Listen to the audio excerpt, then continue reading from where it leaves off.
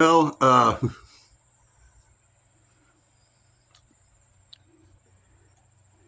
while I was in the holding cell, all those guys, we started talking about adventures we've had while on psychedelics. And I was like, oh, God. Uh,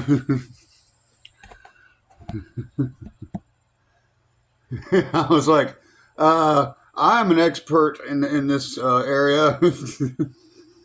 And they're like, what happened to you? I was like, well, I went up to Pennsylvania and me and a buddy of mine brought back 5 gallons of liquid LSD. They're like, what? I said, yeah. He sold them, and I got to keep one. They were like, holy shit. I said, yeah, that's a lot. We put it in sweet breath bottles. We stole cases and cases of sweet breath bottles. You can fit 120 drops of LSD in one sweet breath bottle. $5 a pop. And they're like, I told my buddy, I said, what's going to happen if we get pulled over before we get back to Tennessee? He said, hope that the officer takes a sip of the water. And I was like, yeah, and we'll just go. Anyway, I made it back in time for work. I missed that pizza joint. That was the best job I ever had, other than working for the Department of Defense. But anyway, and they're like, well, what else happened? I was like, well, this one time I ate 3 grams of magic mushrooms. And I started hiding under my blanket, with a little peephole, where I could see out. And, my then wife said, Brian, get up out of bed. These shrooms aren't even doing anything for me. I said, it's because you don't have a pancreas. So I was like, okay. So I got out from under the blanket, and I walked to the front door, smoked a cigarette, the wind was kicking up, the wind making the trees move and stuff. Well, to me, it looked like the trees were walking around, and I was like, shut up! Shut up! She said, Jesus Christ, what, Brian? What is it? I said, the trees, they're alive.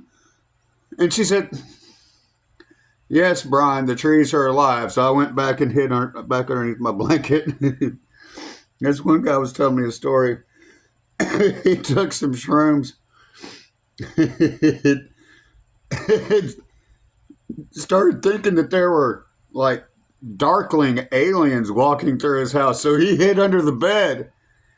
I was like, you hid underneath your bed? He said, yeah, for hours. I was like, there was nobody there. He's like, I know that now. I was like, okay. This other time, we were dropping acid, dropping LSD. And, my buddy, he had the sweet breath bottle, and he went, plop, plop, plop, 3 drops right there. And I was like, okay. And then one of our other friends, Chris, came in and slammed the door. He got into an argument with his girlfriend, and Chris went, psst. I was like, holy shit, Chris, what do I do? He said, lick it up, lick it up. I was like, oh, okay. Oh, God, man. We took off. I used to have a car that like the police drive, We went out to the water plant, and made a fire. And after a while, listening to the water churn, through the water plant and everything, looking at the fire, I was like, Chris, did World War III just happen? He said, no, B, come on. I'm taking you home, okay, so you can sleep this off. I said, okay. He did. He picked me up, took me home, and he said, "Can I borrow your car for a while?" I was like, "Yeah, man, go ahead," you know. And he came back in like uh, the next day, or maybe it was a couple of days, and he was like, "Hey, I'm bringing your car back. Come on, let's go. I got to go home." I said, "All right." So I got up and took Chris home. Anyway, that's what real friends do, man. They watch your back. God, man, he must have sprayed like 120 hits of liquid LSD on my arm by accident. I wasn't mad at him.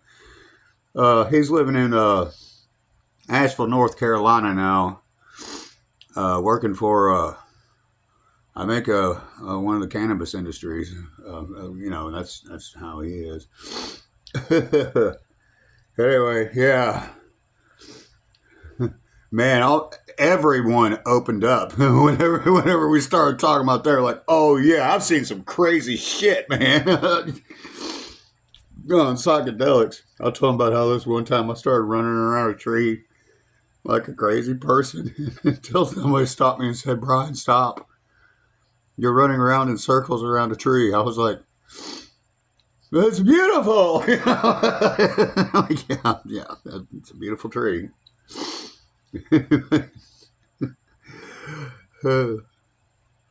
My now ex-wife made me stop taking psychedelics. She said, "No more. No, no, that's it. Okay, you've had enough. All right, you're not allowed to trip on acid or mushrooms anymore or mescaline." And I was like, "Okay, that's cool. You know, I don't mind that, to be honest with you." Some of the shit that I've seen. Oh my god. Anyway, yeah, we had a blast talking about our psychedelic experiences. You guys should try it sometime. You know, just make sure you're in a safe place, okay? Go to a beach or something. I don't know. Actually, don't do that. Don't go to a beach on psychedelics. Don't. No.